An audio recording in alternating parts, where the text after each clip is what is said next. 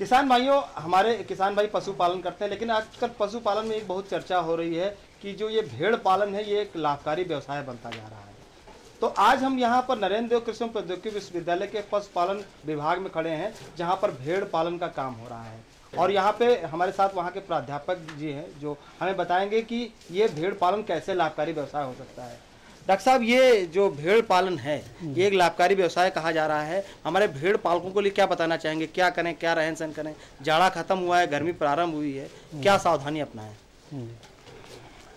सबसे पहले मैं किसान भाइयों को बताना चाहता हूँ कि अच्छे भेड़ पालन के लिए अच्छी नस्ल की भेड़ें रखना आवश्यक है। और ये आप देख रहे हैं जो किसान भाई, ये मुजफ्फरनगरी भेड़ें हैं, इनकी बढ़वार काफ़ी अच्छी होती है। अपेक्षाकृत जो हम लोग देसी भेड़ें रखते हैं किसान भाई, उनकी बढ़वार कम होती है, इसलिए उनको लाभ कम मिल पाता है।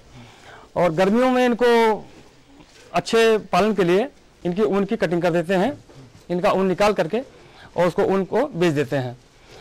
और इनको छाया, हमेशा छाया में रखते हैं। इनको गर्मी से बचाने के लिए छाया आवश्यक है। और रात में इनको हम लोग खुले में रखते हैं। रात में इनको बंद जगह में गर्मी में नहीं रखना चाहिए। बंद जगह में रखने पर ये जो पेशाब करती हैं और लेरी करती हैं, उसे अमोनिया गैस बनेगी।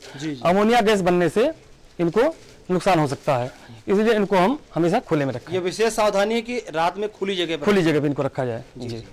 ये तो बात हो गई इनकी जो है रख रखाव की। जी। अगर हम भेड़ पालक को, जो कि लाभकारी व्यवसाय है, हम इनकी आय व्यय की बात करें तो एक यूनिट, जो छोटी यूनिट है, 10, 20, 50 भेड़ें जो पाली जाती हैं, कितना तक लागत आती होगी, कितना लाभ होता होगा? देखिए, इसमें अगर 50 भेड़ों का फ्लाक है, अगर 50 भेड़ें हमने रखा है नर और मादा मिलाकर, तो इसमें जो लागत होगी वो लगभग 10,000 रुपये के आसपास आएगी। इनको खिलाने में ज़्यादा खर्चा नहीं है। इनको खिलाने के लिए हम लोग दाना ना भी दें तब भी चलेगा। इनको हम लोग ये पेड़ों की पत्तियां हैं, जैसे सुबबूल है, आपका गूलर है, कटहल है और नीम है और बेर है, इसकी पत्तियां दे सकते हैं। बाकी समय में इनको हम लोग चरा करके पाल सकते हैं। तो इस पर लागत लगभग 10,000 की आएगी 50 भेड़ों पर। और खर्चा इसमें जो फायदा होगा वो फायदा लगभग 28 से 30,000 का फायदा इसमें होगा। 28 से 30,000 का फायदा। 50 भेड़ अगर 50 भेड़ में साल भर में 28 से 30,000 का फायदा।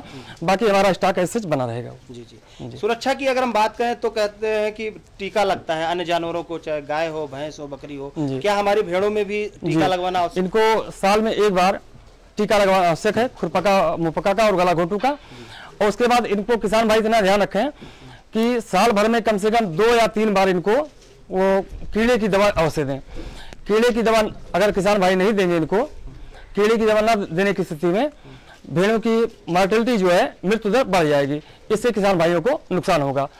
तो इनको मरने से बचाने के लिए कीड़े की दवा इनको कम से कम साल भर में 2 या 3 बार जरूर दें। मतलब कीड़े की दवा देना बहुत जरूरी है। एक आखिरी बहुत महत्वपूर्ण प्रश्न आपसे जानना चाहेंगे। भेड़ों के लिए कहा जाता है कि इनके ऊपर जो बाल होते हैं उनकी कटिंग की जाती है, उससे भी लाभ मिलता है। कितनी बार साल में, कब करना चाहिए? साल में इनकी कटिंग 2 बार करना चाहिए उनकी। एक बार मार्च के महीने में और एक बार अक्टूबर लास्ट में या नवंबर के प्रथम सप्ताह में इनकी कटिंग करना चाहिए। वर्ष में 2 बार कटिंग आवश्यक है। जी। डॉक्टर साहब, आपने जो है भेड़ पालन के बारे में इतनी महत्वपूर्ण जानकारी दी, इसके लिए आपका बहुत बहुत धन्यवाद।